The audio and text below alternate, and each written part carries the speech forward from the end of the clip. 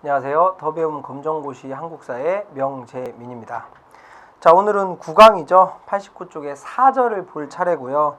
지난 시간에 조선이 어떻게 건국되고 초반에 조선의 기틀을 마련했던 왕들, 그 다음에 조금 어려운 내용이었습니다만 훈구와 사림이 싸웠던 사화, 4차례 사화에도 불구하고 사림이 권력을 잡았고요. 서원과 향약을 바탕으로 그 안에서 사림 내부에서 붕당 정치가 생겼고, 그다음에 붕당 정치 내에서 변질되는 것까지 살짝 정리를 했었습니다. 자, 오늘은 89쪽 9강 볼 차례인데요. 조선 초기의 대외 관계에서 명나라 일본과의 관계, 그 다음에 그 안에서 임진왜란과 정묘호란, 병자호란까지 한번 보도록 하겠습니다.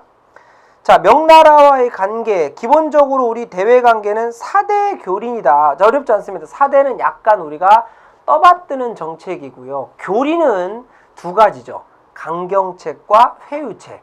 강경책은 강하게 나가는 거, 회유책은 살살 꼬시는 거예요. 그럼 명나라에게는 일반적으로 뭐라고요?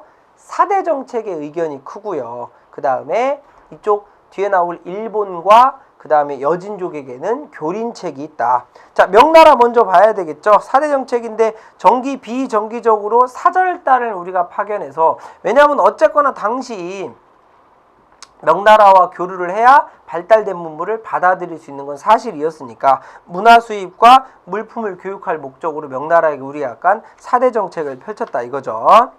자, 90쪽에 보면 여진족과의 관계, 교린 정책이라 그래서 회유와 토벌, 강경책과 꼬시는 정책. 먼저 회유책, 꼬시는 거죠.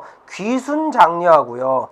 국경지방의 경원과 경성에, 요거 기억하세요. 무역소, 무역소는 동그라미 치시고 여진족과 무역하기 위해 만들었던 기구입니다. 무역소는 오로지 여진족과의 무역이에요. 자, 강경책은 국경 침범 이후에 약탈을 하건 군대를 동원해서 본거지를 토벌하는 게 있는데, 자, 일단 사군육진, 요거 앞에 세종대왕 때 배웠던 겁니다. 사군육진은 그럼 여진족에 대한 강경책일까요? 회유책일까요? 강경책이죠. 왜요? 세종 때 여진족과의 협력, 여진족과의 어떤 싸움 과정에서 국경선을 정한 거죠. 그래서 사군육진은 여진족을 몰아내고 현재 우리의 국경선, 두만강과 압록강, 압록강과 두만강을 하는 현재 국경선이 확정된 게 바로 언제다? 이 세종대왕 때 사군육진이라 그랬어요. 이게 강경정책이고요. 자, 사군육진하고 밑에 5번 같이 봐야 되는데 쉽게 생각해 봅시다. 우리 땅이 아니었는데 여진족 몰아내고 사군육진이라는 새로운 땅을 획득했잖아요. 그럼 우리나라 백성들이 거기에 원래 안 살았겠죠. 그러면 우리나라 백성들이 땅을 차지왔는데도 불구하고 안 살면 그 땅이 황폐해지면서 못 쓰는 땅이 돼버립니다. 우리나라 백성들을 이주시켜서 거기에 살게 해야 되는데, 당시에는 태어나면서부터 죽을 때까지 자기가 태어났던 지역에서 살아가는 게 일반적이었는데 그 먼 곳까지 이사 가기가 쉽지가 않아요. 무슨 1588에 이사이사 전화해서 택배이사 하는 것도 아니고 어렵잖아요. 그러니까 밑에 있는 지방의 사람들이 위쪽 지방으로 이주하게끔 뭐가 있어야 된다? 당근책이 꼬시는 게 있어야 된다고요. 그게 바로 3인 정책입니다. 특히 경상도, 전라도, 충청도 지방의 삼남지방 주민들을 북부지방으로 이주를 시키는데, 예를 들어 노비가 가면 평민으로 해방시켜준다거나 평민이 가면 관직이나 땅을 준다거나 뭔가 이런 회유책 같은 게 있어야 사람들이 이주를 했겠죠. 자, 토관제도도 한번 읽어보시고 일본과도 마찬가지입니다. 강경책과 회유책인데 먼저 꼬시는 거 먼저 볼까요? 부산포, 제포, 진포, 지금의 부산, 진해, 울산 정도인데 일본이 우리랑 교역한다니까 세계 항구를 열어서 교역을 했어요. 그럼 뒤에 나올 겁니다만, 세계 항구 열어서 교역을 했으면 교역을 잘하면 되는데 얘네들이 자꾸 여기에서 을묘외변, 삼포외란, 세계 열었는데 난리를 친다거나 이런 여러 가지 문제가 생겨서 나중에 이제 임진왜란의 어떤 기운이 여기서 슬슬 감도는 거죠. 자, 강경책은 잦은 외구의 침입으로 수군을 강화하고 전함 만들고 화약 무기, 세종 때 이종무로 하여금 쓰시마섬을 토벌합니다. 여러분들, 쓰시마섬 대마도는 원래 일본 본토에서 대마도의 거리보다 우리 부산 앞바다에서 대마도의 거리가 더 가깝죠. 그래서 여기가 이제 일본의 뭐예요? 어떤 그 노략질하는 근거지였기 때문에 이종무가 대마도를 토벌하게 되고요. 자, 동남아시아 관계 이 정도는 뭐 크게 나오는 건 없으니까 그냥 한번 보시면 됩니다. 자, 이제 92쪽에 양난. 양난은 임진왜란 병자호란을 말하죠. 임진왜란 병자호란 이후에 조선 후기의 정치가 어땠는지까지 한번 보면 됩니다. 자, 임진왜란이 터지고 그 임진왜란을 우리가 어떻게 한다? 극복하는 게 나올 거예요. 조선의 상황, 여러분들 임진왜란 직전에 우리나라는 오랫동안 전쟁이 없으면서 평화시대를 맞이했습니다. 근데 실제로 평화로울 때 더 국방을 강화해야 된다 이런 얘기가 있어요. 평화로울 때 국가의 국방력을 더 강화해야 되는데 현실은 그렇지가 않았던 거죠. 16세기 이후에 우리 지난 시간에 배웠던 붕당 정치가 변질되면서 조선의 국방력이 약화됐었고 반군 수포 우리 조세 공납역에서 16에서 60세의 양인 남자가 군대를 가야 되는데 가는 대신에 옷감을 내고 군대를 안 가는 애들이 너무 많았어요. 지금으로 따지면 병문청 직원한테 옷감 주고 돈 주고 뇌물 주고 빼는 거죠. 근데 당시에는 뭐가 많았다고요? 그 평화가 오랫동안 지속됐기 때문에 그 직원들도 지금으로 따지면 병문청 직원들 그래 한두 명 봐준다고 뭔 일이 생기겠어. 이게 너무 일반적으로 이루어지면서 반군 수포라는 게 많이 유행을 했다는 거죠. 반면에 일본은 어땠냐? 도요토미 히데요시가 일본의 혼란스러웠던 시대를 싹 다 통일을 하고요. 그러면서 일본이 여러 가지 무사들이 있었는데 그 무사 시대를 일본의 도요토미 히데요시가 통일을 한 거예요. 그러면 지방에 있는 무사들이 도요토미 히데요시한테 불만을 가질 수 있다면 아 내가 통일해야 되는데 제가 통일했네. 아 짱나네. 이러잖아요. 그때 도요토미 히데요시가 일본 내에 있는 불만 세력을 바깥으로 돌리기 위해서 야 우리 언제까지 이렇게 섬나라에서 회만 먹고 살 거냐. 우리도 한번 대륙으로 가보자. 언제까지 이렇게 스시만 먹고 살 거야. 우리 싸우지 말고 우리 한번 명나라를 치러 가자. 원래 일본의 목적은 뭐라고요? 정명가도라 그래서 명나라 정벌하는 길에 가도 길을 내어달라. 아니 돌아가면 되지 왜 우리한테 쳐들어오고 난리들이 삼. 그죠? 돌아가면 되잖아요. 그래서 애들이 쳐들어오는 거예요. 원래 일본의 목적은 조선이 아니다. 우리가 아니라 원래 명나라 치러가 대륙으로 가는 거였어요. 일본이란 나라 여러분들 남쪽 동쪽에는 뭐밖에 없다. 바다밖에 없잖아요. 애들 맨날 아일랜드 섬에 살다 보니까 대륙으로 진출하고 싶은 욕구가 강했던 애들이죠. 그런 상황에서 앞에 살짝 했었는데 부산포, 연포, 제포 오픈해줬더니 삼포, 외란. 그래서 비변사라는 게 만들어져요. 자, 비변사 꼭 기억하셔야 됩니다. 답지로 그냥 나올 수 있는데 비변사는 지금은 임진왜란 직전입니다만 일본 쳐들어오고 또 위쪽에서는 여진족이 자꾸 시비 걸어서 일본과 여진족의 어떤 그런 전투, 일본과 여진족의 어떤 자꾸 침략에 대비하기 위해서 만들었던 조선 초에 만들었던 임시 국방기구입니다. 포인트는 임시네요. 임시면 임진왜란 병자호란이라는 큰 전투가 끝난 다음에는 어떻게 돼야 되죠? 없어져야 되는데 없어지지 않고 그대로 남는 거죠. 그래서 최고의 상설 기구가 되고 나중에 나오는 세도정치 때 최고의 기구가 됩니다. 자, 임진왜란 1592. 임진왜란 발발합니다. 조선 세운 게 1392년이니까요. 정확히 200년 있다가 임진왜란 터지고요. 자, 조선 초기에 그럼 당연히 전쟁 초기에 일본 어디부터 쳐들어온다고요? 부산부터 쳐들어오죠. 그래서 동네 지금도 여러분들 부산 분들 계시죠? 제 처갓집이 부산이거든요. 제 처갓집이 부산인데 그래서 뭐 처갓집이 부산이라 해서 많이 알지는 못합니다만 저는 충청도 사람이고요. 저는 충청도 사람이고 와이프는 부산 사람인데 둘이 만나서 전라도에서 삽니다. 전라도 광주에서. 뒤져불죠? 민족의 화합을 위해 살아요. 농담이고요. 어쨌거나 일본이 쳐들어오면 부산으로 쳐들어오잖아요. 제일 가까우니까. 그래서 동래성, 부산의 동래성이란 아직도 부산에 가면 부산의 동래구라는 구 이름이 있어요. 서울의 강남구 무슨 구처럼요. 그래서 동래성이 무너집니다. 전쟁 준비를 초반에 못했기 때문에 20일 만에 한 성이 무너지는데 중간에 충주에서 신립장군 무너지고요. 당시 임진왜란 때 왕이었던 선조가 충주가 무너졌다는 소식을 듣고 충주 무너지면 남한강 배 타고 금방 한양이거든요. 그러니까 바로 의주, 지금의 어디? 신의주로 피난을 가는 거죠. 위쪽으로 피난 갑니다. 자, 왜군이 계속 북상해서 평양까지 무너집니다. 조금만 더 가면 완전 무너지겠네요. 이때 짜잔하고 등장했던 게 수군과 의병이죠. 93쪽 있네요. 수군은 일단 정규 군대입니다. 전라 좌군사 이순신의 활약입니다. 수군. 일단 수군은 뭐 대비, 실전, 의 여러 개가 있습니다만 임진왜란 때 이순신 장군의 활약의 의미는 두 가지가 있습니다. 여기 실전에 보면 첫 번째, 남해의 해상권을 장악했다. 우리가 일본에게 초반에 밀렸던 여러 가지 이유가 이제 전쟁 준비를 제대로 못한 것도 있습니다만 일본의 조총부대에 밀린 게 좀 크거든요. 앞집에 계속 밀려요. 그럼 모든 전쟁이 그래요. 지금은 여러분들 몇백 킬로 밖에서 컴퓨터로 미사일 쏘는 시대이기 때문에 현대 전쟁은 이겨도 지는 거예요. 왜?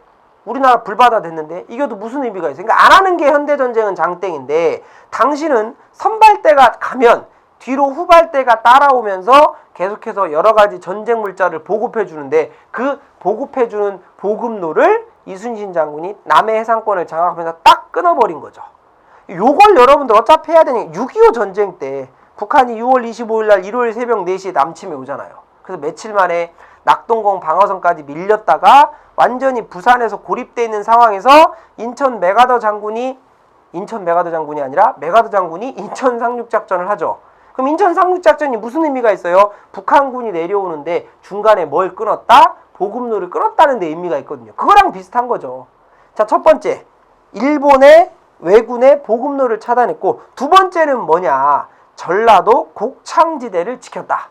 전라도는 지금 농업국가가 아니기 때문에 큰 의미는 없다고 봅니다만 당시에는 전라도가 굉장히 중요한 곡식 창고, 곡창지대예요. 전라남북도에 평야가 많으면서. 근데 그 지역을 막았기 때문에 우리의 식량을 지켜낼 수 있었다. 이런 가장 큰 의미, 수군의 활약이 있고요.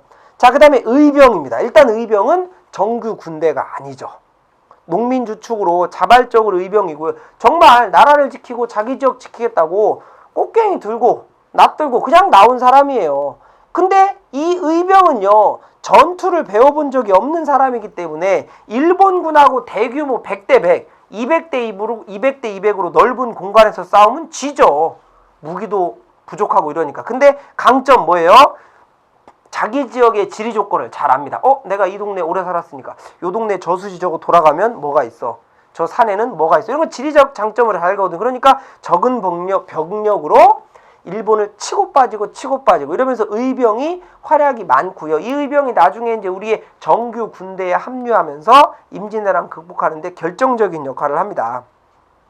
자, 반가로 4번이 임진왜란 전란 극복합니다. 수군과 의병의 활약 속에서 명나라의 지원군이 도착합니다. 조명연합군. 여기서 명나라가 정말 우리를 도와주고 싶어서 도와줬을까? 아까 말씀드렸듯이 일본의 원래 목적은 명나라였다. 만약에 조선이 무너지면 자기들도 골치 아픈 거예요, 이게. 저 조선 무너지면 일본이 우리 쳐들어올 텐데. 그러니까 미리미리 지원군을 보낸 거고요. 자, 일본이 경상도까지 후퇴했다가 평화를 다 찾아서 3대 대첩이어서 김시민의 진주혈전, 권율의 행주대첩, 이순신의 한산도 대첩으로 승리를 거두었고, 일본이 휴전 제의했는데 휴전이 결렬되면서 정유재란, 정유년에 다시 한번 난리가 났다. 자, 이때 이제 훈련도감이라는 건 기억하셔야 돼요. 이건 뭐냐? 우리 앞에 기억 날진 모르겠지만 조선의 중앙군이 5위가 있었어요. 5위. 중앙군, 임금님과 수도 지키는 5위인데 우리가 임진왜란 초반에 엄청 밀렸잖아요. 그러면 전쟁은 누군가가 밀렸으면 그 밀린 책임을 찾아서 그 책임을 물어야 되는데 중앙군이 제 역할을 못했더라 이거예요. 그래서 조선 초반에 이 5위가 나중에 가면 중앙군이 뭘로 바뀐다? 5군영으로 바뀌는데 이 5군영 중에 바로 임진왜란 중에 만들었던 뭐가 있다고요? 훈련도감이라는 게 있습니다. 훈련도감. 임진왜란 중에 만들었던 뭐가 있다고요? 훈련도감이라는 게 있어요. 우리가 조총부대도 양성하고 나름대로 노력하면서 훈련도감이라는 것 만들고요. 자, 어쨌거나 일본의 침략에 대비하면서 이순신의 명랑대첩으로 대승하고 마지막 도요토미 히데요시, 임진왜란을 일으켰던 도요토미 히데요시가 죽으면서 자진 철수를 합니다. 넘겨볼까요? 자, 일본과 조선이 싸웠는데 그 장소가 조선이에요. 일본에게는 인명피해 빼고는 큰 피해가 없다고 봐도 무방합니다. 싸운 장소가 조선이기 때문에 우리 조선에게 많은 피해가 있어요. 특히 어느 지방? 남부지방이에요. 밑에서 쳐들어왔으니까요. 자, 인구 격감하고 농촌 황폐해지고요. 국가의 재정, 왜요? 여러 가지 호적대장이라든가 이런 게 많이 없어져서 땅 주인이라든가 이 집에 몇 명 있는지 파악이 안 된다고요. 그러니까 때는 이때다 하고 이제 노비 문서도 많이 불탔기 때문에 노비들도 많이 도망가고 그래서 공명첩, 이름 없는 임명장입니다. 임명장인데 왜 이름이 없어요? 관직을 네가 사라 이거죠. 그 다음에 납속책 뭐 이런 거 하면서 부자들에게 돈을 더 걷기 위해서 이런 것들을 막 발급하면서 신분제가 약간 흔들려요. 노비 입장에서 노비제가 그 노비 문서가 소실되고 불탔기 때문에 우리 지방에서는 안 돼도 다른 지방에 가서 내가 평민이라고 거짓말치고 평민 생활을 할 수도 있고요. 경복궁, 불국사, 사고, 역사책 보관하는 데죠. 당시 역사책 보관하는 데가 우리나라에 4군데가 있었는데 3군데가 불탔다 그러죠. 그러니까 한 군데가 만약에 불탔다면, 한 군데 마저 불탔다면 여러분들은 국사를 안 배워도 됐을 수도 있어요. 일본이 만약에 4군데를 다 불태웠다면. 자, 국제적으로는 일본의 활자, 서적, 그림 등이 약탈되고 일본의 도공 등 기술자들 납치돼서 일본의 문화 발전. 생각해 보세요. 우리나라에서 전쟁했는데 우리나라에서 포로를 많이 데려가는 거예요. 도자기 기술자라든가 그림 그리는 애들 여러 기술자를 데려가면서 일본의 문화가 발전했다. 지금은 아까 설명드렸듯이 100km, 200km 밖에서 컴퓨터로 전쟁하는 시대지만 당시는 직접 전면전이기 때문에 두 집단이 부딪히면서 새로운 문화가 전파될 수도 있다는 거고요. 자, 국제적으로는 일본이 원나라가 우리에게 지원군을 파병했었죠. 그래서 명나라가 국력이 많이 약해집니다. 그러면 중국 역사 기억하셔야 돼요. 수당, 송원, 명청. 명나라의 힘이 점점점 어떻게 된다고요?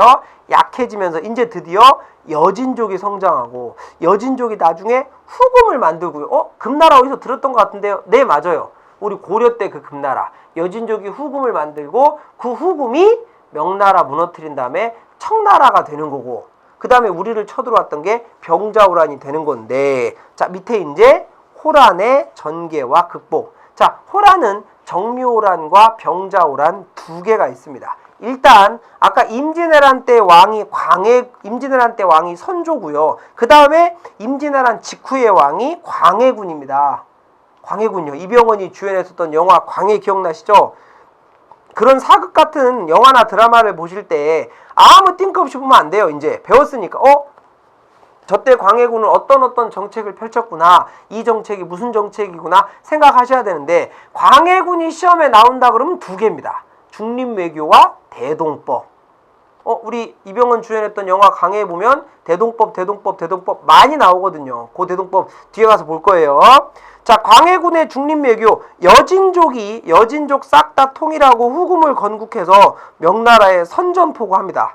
그러니까 아직 명나라가 있고 후금이 있는 거예요. 명나라가 우리에게 야, 조선, 저 후금이 자꾸 우리 명나라 괴롭히니까 너희 조선이 좀 도와줘. 그럼 우리가 도와줘야 돼요? 안 도와줘야 돼요?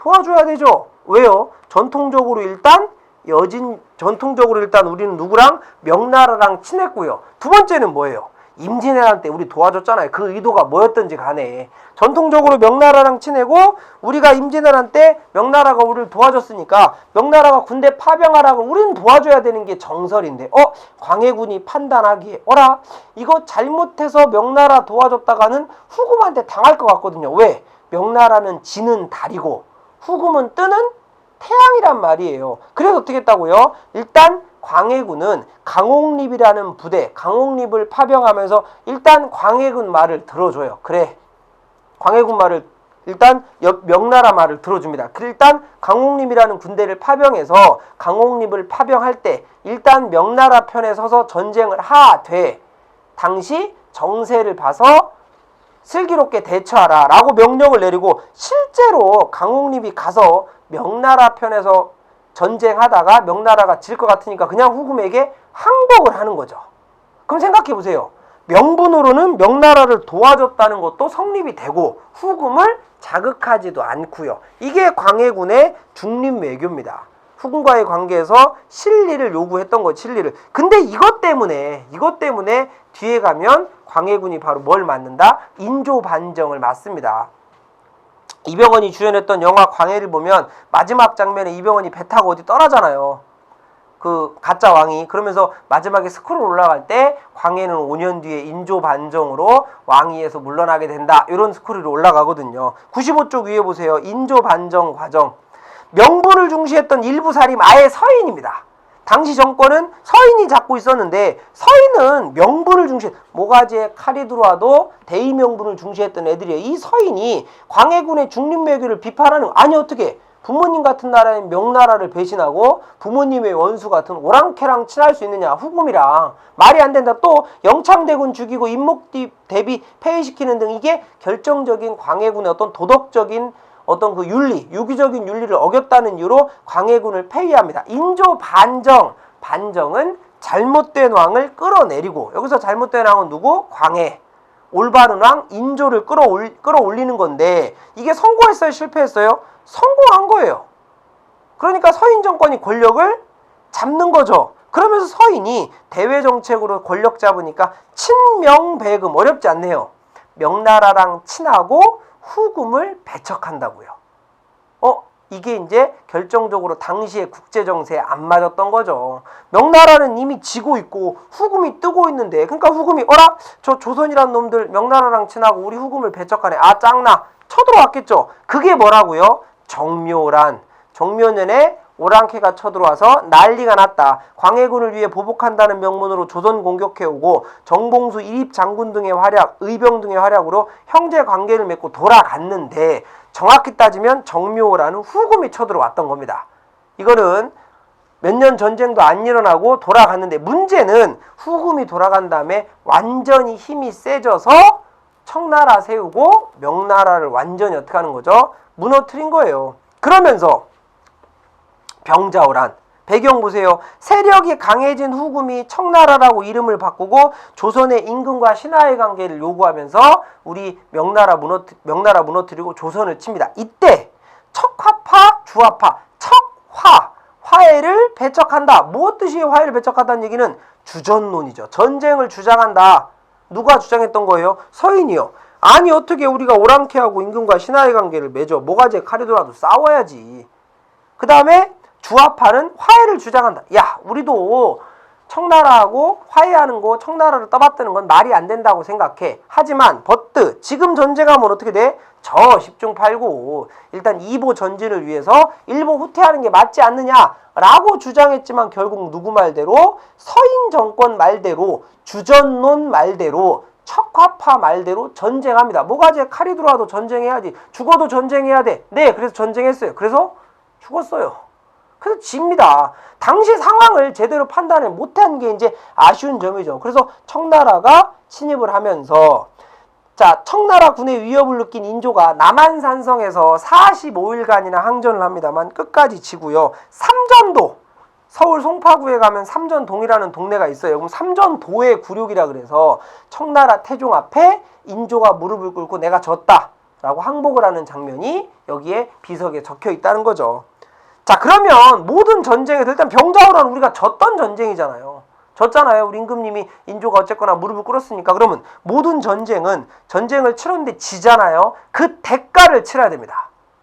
여러 차례 청나라에게 뭐 왕이라든가 여러 사람 인질로 잡혀가는 건 당연하고, 전쟁을 누가 결국 그렇게 하자고 주장했어요? 서인이 그렇게 하자고 주장했고, 서인 말대로 전쟁했는데 졌잖아요. 그럼 책임을 누가 져야 된다? 서인이 져야 되는 거죠. 서인이 현재 정권 잡고 있는 애들인데 전쟁에서 책임을 지기 싫으니까 밑에 볼까요? 북벌. 조선 지배층 중심으로 오랑캐에게 당하고 있을 수만은 없다. 넘겨보세요. 효종, 송시열, 이완. 세 사람이 군대 양성하고, 이때 이제 군대가 조총부대 양성하는 거예요. 조총부대 양성하고 무기 개발하면서 북벌을 준비했는데, 사실상 이 북벌을 준비했던 거, 북쪽을 벌하자 이걸 주장했던 당시 서인 정권은 본인들이 전쟁에 대한 책임을 져야 되기 때문에 이 전쟁에 대한 책임을 어떻게 하기 위해서 회피하기 위한 수단이었지, 실제로 당시 조총부대 양성하고 뭐 군대 양성하고 이것저것 노력한다고 해서 청나라하고 전쟁에서 실제 이길 가능성은 거의 없었다고 봅니다. 자, 오히려 그거 다음에 북학, 뒤에 이제 중상학파 실학자라고도 부르는데, 오히려 북학, 야, 현실적으로 오랑캐건 뭐건 청나라가 우리보다 발달된 건 사실 아니냐, 배울 건 배우자, 북학론이 등장하게 되는 거죠. 이때 이제 새로운, 여기 나왔습니다만 천리경, 자명종, 화포, 천주시리 이제 천주교 관련된 책이죠. 이런 것들이 들어오게 되고요. 자, 3번과 4번은 청나라와 조선 사이의 국경인데, 이게 이제 어디예요? 간도 지방이죠. 간도지방에 분쟁이 생깁니다. 그래서 숙종 때 앞에 환국 논쟁이 있었던 숙종 때 백두산 정계비를 세웠거든요. 이게 뭐예요? 숙종 때 백두산 일대 경계지역을 확정하고 숙종 때 백두산 정계비를 세워서 이때 서쪽으로는 압록강, 동쪽으로는 토문강으로 하자고 백두산 정계비 적어놓은 거예요. 근데 나중에 이게 왜 문제가 생기냐면 일단 청나라건 우리건 이 압록강이라고 하는 강에 대한 해석은 똑같이 압록강으로 해석하는데 토문강이라는 강을 청나라는 두만강으로 해석합니다. 간도가 두만강 위쪽에 있는데요. 두만강이라고 해석하면 간도 땅은 당연히 청나라 땅이 되는 거고. 근데 우리가 보면 압록강 위쪽에 보면 송화강이라는 강이 있고 거기 지류에 보면 토문강이라는 강이 있어요. 실제로. 우리는 그 강으로 해석을 합니다. 그럼 당연히 간도 땅은 우리 땅이 되는 건데 중요한 건 나중에 근현대사에 나올 반가로 4번의 간도 분쟁 19세기 말에 토문강 위치에 대한 해석 차이가 있었는데 청나라와 일본 사이의 간도협약 이게 1909년이에요. 간도협약 어차피 뒤에 근현대사 해야 되니까 1909년에 간도협약을 맺어서 어떻게 하는 거예요? 간도 지방의 땅을 일본이 청나라에게 맘대로 넘겨주는 거죠. 아니 우리나라 땅일지도 모르는 간도를 왜 지네 일본 맘대로 넘겨줘? 그리고 우리가 일본에게 나라 뺏기는 건 1910년인데 우리는 뭐 했어? 왜 손가락만 빨고 있었어? 아무것도 못하고. 그 이유는 1905년에 을사늑약으로 을사조약, 을사늑약으로 우리가 뭘 뺏겼어요? 이미 외교권을 뺏긴 상태였거든요. 외교권이라는 것은 다른 나라에게 더 이상 독립된 나라로서 행세할 수 없다는 뜻입니다. 이래서 간도 지방을 그대로 넘겨주고 말고요. 자, 일본과의 관계는 뭘 봐야 돼요? 이제 임진왜란 끝났으니까 당연히 사이가 어땠겠어요? 안 좋았겠죠. 어르렁대고 싸웠단 말이에요. 근데 일본은 아까도 설명드렸어요. 근현대사 파트에서 일본이 최초로 일본이 근대화에 성공하기 전까지는 어땠다고요? 우리랑 교류하지 않으면 발달된 문물을 받아들일 수가 없기 때문에 일본이 계속해서 어떻게 합니까? 우리랑 교류하자고 요구를 해서 사명대사 유정, 스님이거든요. 승려를 보내서 포로 데려오고 교류를 합니다. 이때 통신사를 파견하는 거죠. 나중에 근현대사 파트에서 일본이 근대화에 성공하기 전까지는 외교사절단으로서 조선의 학문, 기술, 일본에 전파했으며 17세기 초까지 많은 한 200년간 보냈던 뭐가 있다? 이 통신사라는 게 있습니다. 통신사를 통해서 일본은 중국과 우리의 발달된 문물을 받아들일 수가 있고요. 자, 아까 청나라하고 간도지방 문제가 생긴다 그러면 일단 일본과는 무조건 독도죠. 우리 2강 때 봤었던 것 같은데요. 독도는 뭐에서 봤었습니까? 6세기 신라 지증왕 때 울릉도 복속하면서 우상국 복속하면서 독도가 있었어요. 자, 근데 안용복도 숙종 때 사람인데요. 이 사람이 일본 어민을 쫓아냈대요. 숙종 때 안용복이 일본에 건너가 울릉도와 독도가 조선 영토임을 확인하면서 19세기 말 울릉도에 군을 설치하고 이주 장려하고 어쨌거나 여러분들 우리가 울릉도를 관장하게 되면 당연히 독도까지 관장을 하는 거죠. 자, 97쪽에 통치질서의 변화가 나왔네요. 자, 앞에 살짝 봤습니다만 비변사 임진왜란 병자호란 끝났으니까 임시기구였던 비변사는 없어져야 되는데 임시기구인데도 없어지지 않고 상설기구가 되고요. 이게 모든 권력이 여기에다 몰립니다. 그래서 최고의 기구가 되거든요. 그럼 어떻게 돼요? 왕권과 의정부 육조의 기능은 약해지면서 아예 19세기 세도정치 때는 비변사가 모든 권력을 다 독점하게 되는 거죠. 그러면서 왕권은 엄청나게 약해지게 됩니다. 자, 이번에 군사제도 봤었네요. 오위가 오군영. 자, 오군영은 군영이 5개가 있는데 오군영 중에 포인트는 아까 훈련도감이라고 그랬어요. 훈련도감이라는 게 가장 먼저 생긴 상비군이고 임진왜란 중에 설치가 됐으며 오군영 체제가 완성이 됩니다. 나중에 5개 만들어지면서요. 자, 지방군은 진관과 재승방략까지는 볼 거 없고요. 소고군은 기억하셔야 됩니다. 자, 소고군은 뭐냐? 노비부터 양반까지 모든 신분이 들어가 있는 모든 사람들이 들어가 있는 군대인데 노비는 원래 군대 세금을 안 낸다 그랬잖아요. 군대 가는 것도 세금이니까. 생각해 보세요.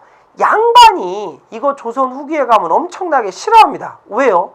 양반은 신분제도에 쩌들어 있던 사람인데 걔네들은 평민하고 같은 부대에 있는 것도 말이 안 되는데 어디 감히 저런 노비하고 같은 부대에 있냐. 신분에 쩌들어 있던 애들이기 때문에 나중에 가면 양반들이 엄청나게 비판을 하면서 나중엔 평민과 노비만 남게 되고요. 자, 붕당 정치의 변질 요거 했었었죠. 나름대로 붕당 정치 변질이라는 것은 붕당 정치가 점점 좀 안 좋아진다 그랬어요. 전기에는 즉 초반에 붕당은 나름대로 긍정적인 의미가 있었다. 견제와 균형하면서 후기에는 점점 변질됩니다.